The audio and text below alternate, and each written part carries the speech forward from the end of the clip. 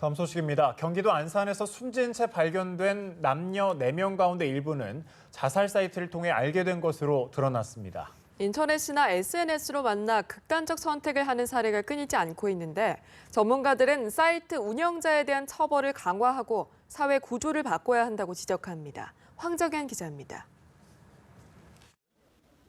경기도 안산의 한 상가주택에서 숨진 남녀 4명은 지역이나 직업, 연령 등이 서로 다르고 연고도 없는 것으로 나타났습니다. 경찰은 이들 중 3명이 자살 사이트에서 만나 이미 한 차례 자살을 시도했던 사실을 확인했습니다.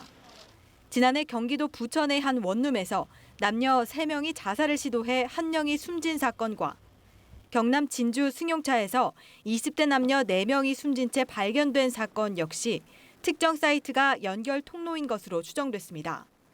실제로 경찰이 최근 2주 동안 자살 유해 정보를 모니터링한 결과 인터넷상에서 삭제된 정보만 5,400여 건에 달했습니다.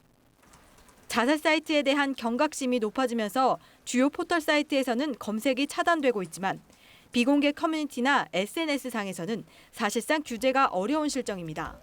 개인 계정에 대해서도 자살이라는 행위를 유도할 수 있다라고 판단이 되면 법적이라든지 제도적인 구조를 갖추고 이것이 삭제될 수 있는 환경을 만드는 게 사회 구조 자체가 변해야 한다는 목소리도 높습니다. 근본적인 것은 결국 사회 규범을 복원하고 희망을 제시하는 이러한 사회적인 어젠다가 있어야 자살에 관한 근본적인 대안이 될 수 있는.